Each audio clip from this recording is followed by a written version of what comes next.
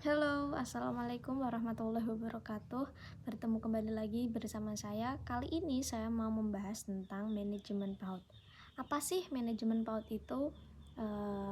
Oke, kita akan bahas melalui definisinya terlebih dahulu.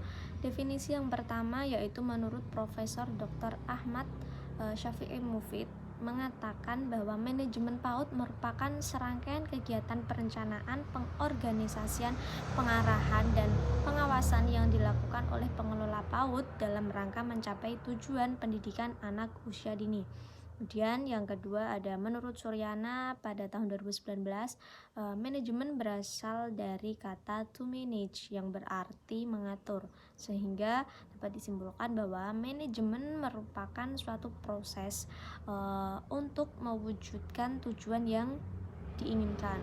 Kemudian yang ketiga ada menurut Irjus Indrawan dalam buku manajemen PAUD MIJ berorientasi akreditasi pada tahun 2020, manajemen PAUD merupakan suatu kegiatan atau rangkaian kegiatan yang berupa proses pengelolaan suatu usaha kerjasama sekelompok manusia yang bergabung dalam suatu organisasi pendidikan agar kegiatan dapat terlaksana dengan efektif dan efisien sehingga tujuan pendidikan dapat dicapai sebagaimana yang diinginkan.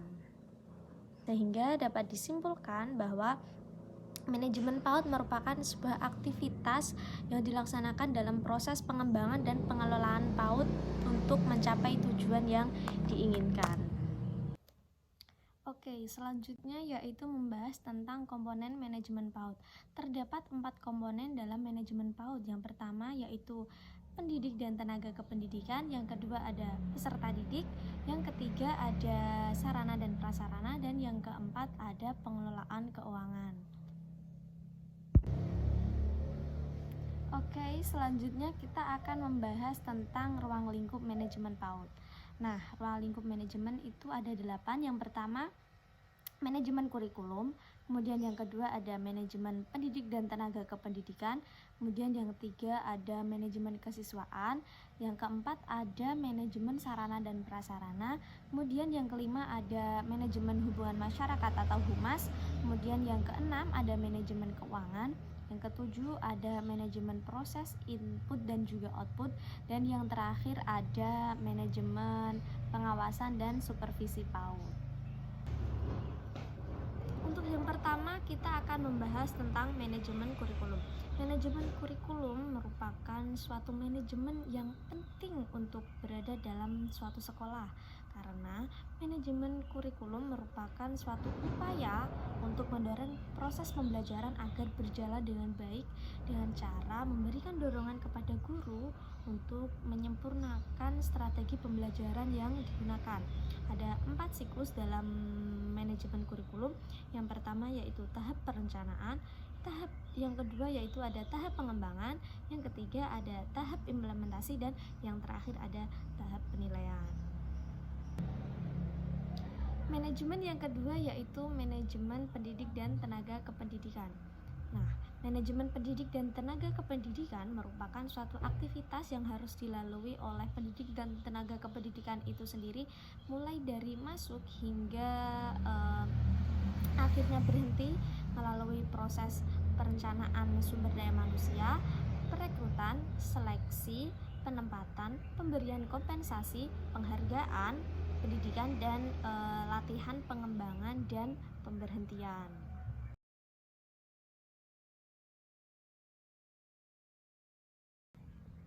Manajemen yang keempat yaitu ada manajemen sarana dan prasarana. Manajemen sarana dan prasarana yaitu merupakan proses pendayagunaan semua perlengkapan lembaga dalam proses pendidikan, seperti pengadaan gedung, ruang kelas, meja, kursi, dan juga alat permainan. Manajemen yang kelima yaitu manajemen hubungan masyarakat atau humas.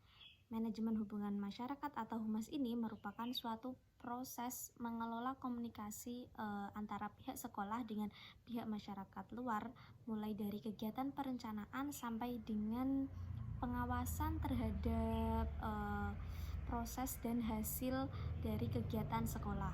Adapun tujuan manajemen hubungan masyarakat sendiri yaitu satu, mendapatkan umpan balik dari masyarakat atas kebijakan lembaga. Kemudian yang kedua ada menunjukkan transparansi lembaga sehingga memiliki akuntabilitas publik yang tinggi. Kemudian yang terakhir yaitu untuk mendapatkan dukungan real dari masyarakat terhadap kelangsungan pendidikan sekolah.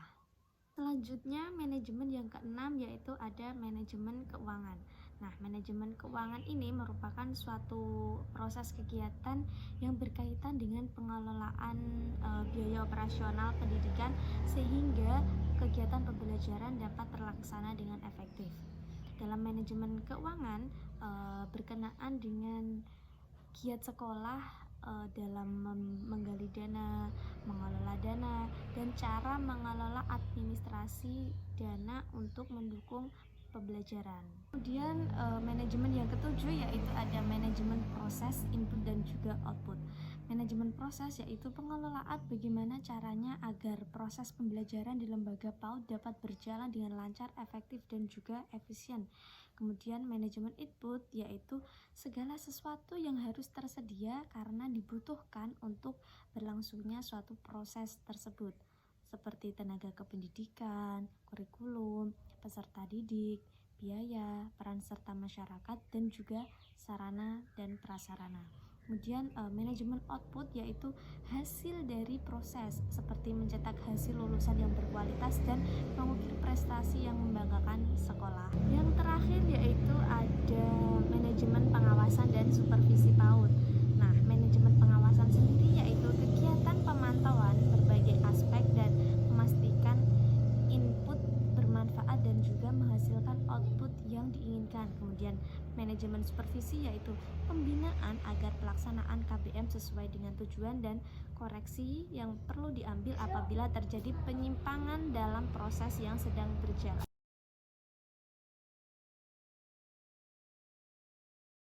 Nah, dalam planning atau perencanaan sendiri yaitu proses penentuan visi, misi, dan juga tujuan dari suatu lembaga itu sendiri. Kemudian dalam organizing atau pengorganisasian yaitu pembagian tugas dan tanggung jawab kepada seluruh anggota atau guru karena kita konteksnya dalam pendidikan, serta mengatur mekanisme kerja untuk mencapai tujuan yang ditentukan. Kemudian fungsi yang ketiga yaitu ada actuating atau pelaksanaan, di mana kita menggerakkan seluruh anggota atau guru tersebut untuk mewujudkan perencanaan menjadi kenyataan serta memberikan motivasi dan dorongan kepada guru agar pelaksanaan kegiatan pembelajaran dapat berjalan secara optimal. Dan fungsi yang terakhir yaitu ada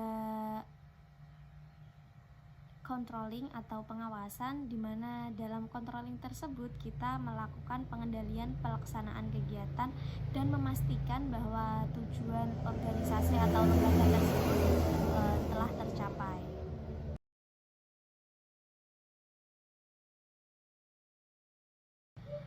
Sekian video tentang manajemen PAUD dari saya, kurang lebihnya mohon maaf.